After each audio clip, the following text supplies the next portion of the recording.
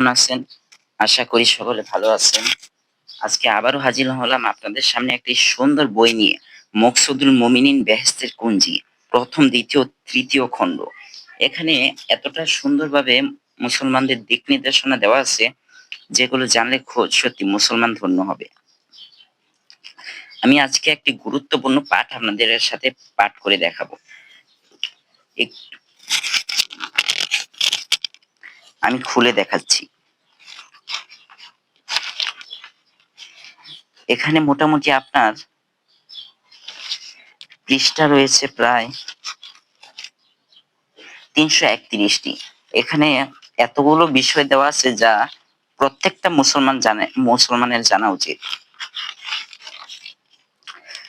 প্রথম খণ্ড, প্রথম অধ্যায় কি কি লেখা আছে আমি পাঠ করে শোনাচ্ছি। এই বইটা কেন কিনবেন আপনারা বুঝতে পারবেন। আল্লাহ পাকের প্রতি ঈমান, এটা ১১ পৃষ্ঠায় রয়েছে। ঈমানের পরিচয় ব্যাখ্যা, ঈমানে মুজমাল, ফেরেশতাদের প্রতি ঈমান, আল্লাহর কিতাবের সমূহের প্রতি ঈমান, নবী রাসূলগণের প্রতি ঈমান, আখিরাত বা পরকালের প্রতি ঈমান, তাকদীরের প্রতি ঈমান। আচ্ছা, তাকদীরের প্রতি ঈমান এই বিষয়টা খুবই গুরুত্বপূর্ণ। এই ১৮ পৃষ্ঠার এই অধ্যায়টা আমরা পড়ি আসুন। ১৮ পৃষ্ঠার এই অধ্যায়টা আমরা পড়ি আসুন। তাকদীরের প্রতি ঈমান। হাদিস শরীফ হাদিস হাদিস হাদিস শরীফে আছে, হযরত ইবনে হাদিস শরীফে আছে হযরত ইবনে ওমর রাদিয়াল্লাহু তাআলা আনহু হতে বর্ণিত,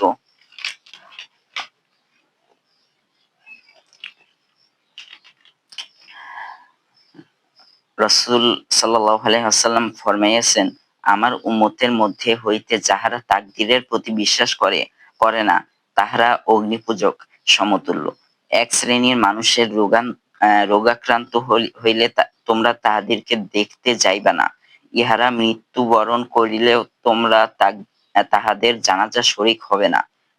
এটা কিন্তু খুবই গুরুত্বপূর্ণ একটি কথা বলেছেন রাসূল সাল্লাল্লাহু আলাইহি ওয়াসাল্লাম। অন্য এক হাদিসে আছে, হযরত আলী রাদিয়াল্লাহু তাআলা আনহু হতে বর্ণনা করিয়েছেন, হযরত রাসূল সাল্লাল্লাহু আলাইহি ওয়াসাল্লাম ফরমাইয়াছেন, কোন ব্যক্তি আহ, ততক্ষণ পর্যন্ত ঈমানদার হইতে সক্ষম হইবে না, যতক্ষণ পর্যন্ত না সে ৪টি বিষয়ের প্রতি ঈমান না আনিবে, যথা: ১. আল্লাহ ব্যতীত তার উপাস্য নেই, ইহা বলিয়া সাক্ষ্য দেওয়া এবং ঘোষণা করা, আমি যে আল্লাহ তাআলার রাসূল এবং তিনি আমাদেরকে সত্যের সহিত প্রেরণ করিয়েছেন।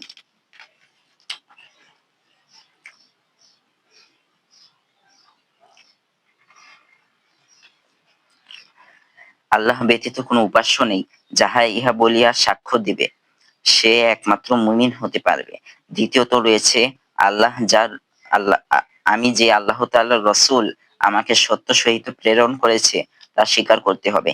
মরণের প্রতি বিশ্বাস স্থাপন করা, অর্থাৎ মউত আল্লাহর তরফ হইতে এবং মরণের প্রতি পুনরুত্থান হওয়া, তাকদীরের প্রতি বিশ্বাস স্থাপন করা।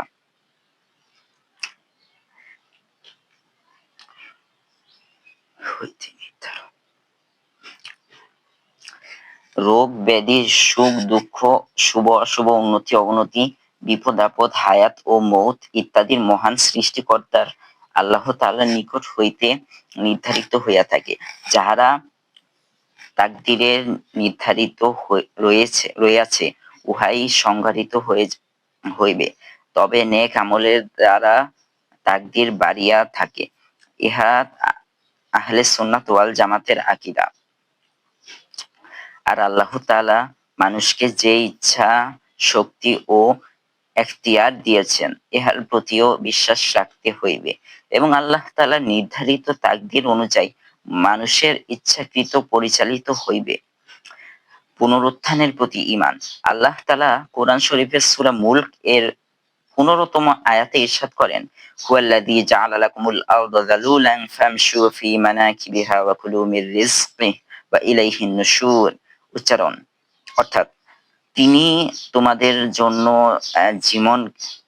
জমিনকে অনুগত করিয়া দিয়াছেন, তাই তোমরা উহার দিক দিগন্তে বিচরণ করিতেছ এবং তাহারই রুজি রোজগার হইতে আহার্য গ্রহণ করিতেছ এবং তাহারই নিকট পুনরুত্থান। আল্লাহ তাআলা সূরা ফাতের এর নবম আয়াতে পুনরুত্থান সম্পর্কে ইরশাদ করেছেন, فأحيينا به الأرض بعد موتها كذلك النشور।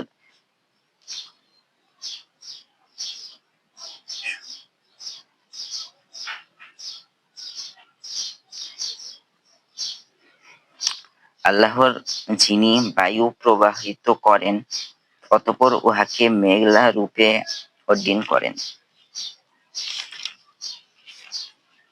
এখানে কিন্তু আরো বিষয় আছে, আমি আগে আপনাকে সূচিপত্রগুলো পড়িয়ে শোনাই।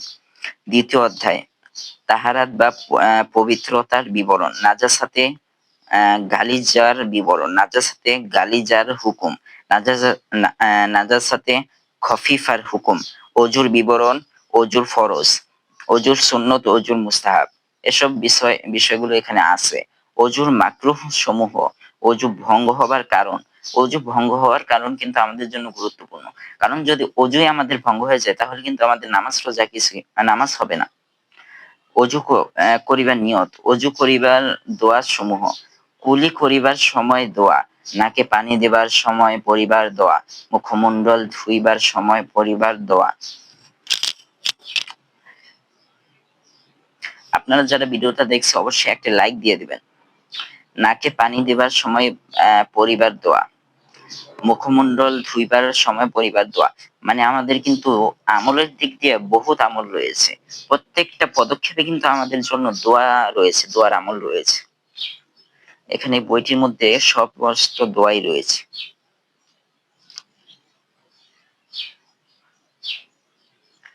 ডান হাত ধুইবে তো। তায়াম্মুমের ফরজ, তায়াম্মুমের সুন্নত, তায়াম্মুমের মুস্তাহাব, তায়াম্মুমের নিয়ত, তায়াম্মুম ভঙ্গ হইবার কারণ, তায়াম্মুম করিবার নিয়ম, গোসলের বিবরণ, ফরজ গোসলের বিবরণ, ওয়াজিব গোসলের, ফরজ গোসলের বিবরণটা কি আসলে আমরা দেখি 46 পৃষ্ঠা, এটাও আমাদের জন্য গুরুত্বপূর্ণ।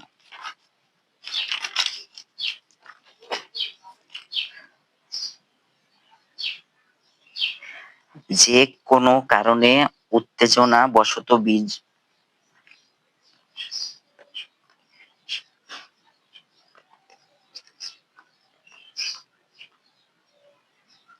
আচ্ছা এটা আমরা বাদ দিই, এটা একটু অন্যরকম।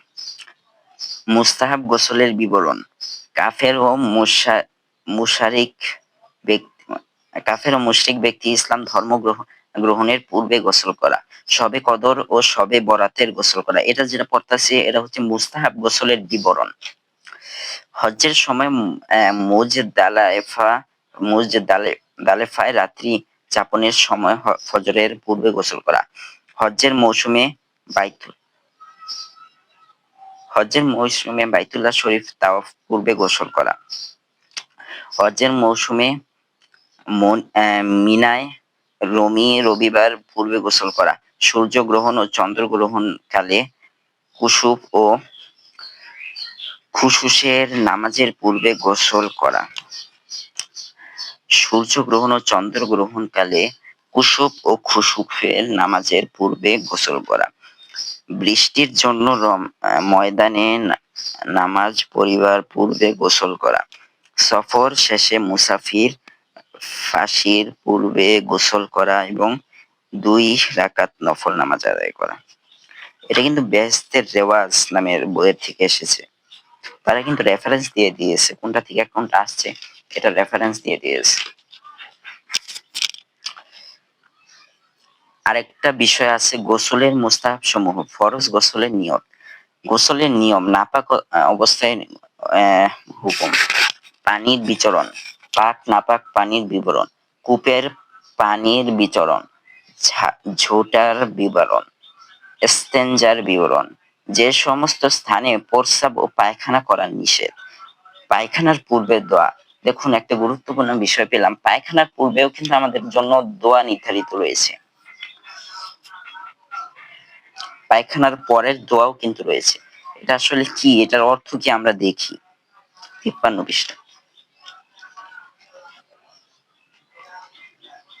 আল্লাহুম্মা ইন্নী আউযু বিকা মিনাল খুবুসি ওয়াল খাবাইস।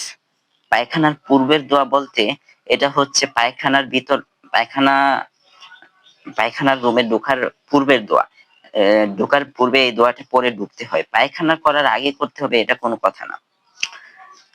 এটার অর্থ হচ্ছে, হে আল্লাহ, আমি তোমার কাছে দুষ্টু নর ও নারী জাতীয় জিন হইতে আশ্রয় চাইতেছি। পায়খানার পরের দোয়া, আলহামদুলিল্লাহিল্লাযী আযহাবা আন্নিল আযা ওয়া আফানি। সমস্ত প্রশংসা আল্লাহর জন্য, যিনি আমার কষ্টদায়ক বস্তু সমূহ দূর করিয়েছেন এবং আমাকে সুস্থ করিয়েছেন। এখানে কিন্তু জিনের বিষয়টা বলা হয়েছে। পায়খানা ঢোকার পূর্বে জিনকে স্মরণ করে একটা, মানে জিনের নামে একটা দোয়া দিয়েছে, মানে জিন থেকে হেফাজতে রাখার দোয়া। জিন জিন জাতি কিন্তু পায়খানায় থাকে, জিন শয়তান পায়খানার ভিতরেই থাকে, ওইখানে যাওয়ার পূর্বে আমাদের ক্ষতি করতে পারে, তাই এই দোয়াটা পড়া অত্যন্ত জরুরি। আমি সূচিপত্রগুলো আবার বলছি।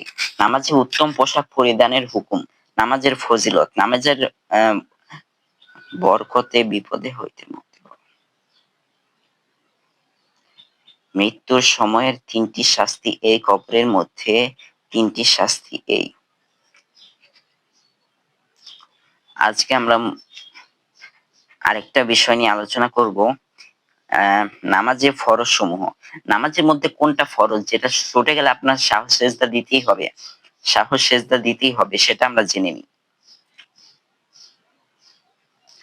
এটা হচ্ছে 97 পৃষ্ঠায়।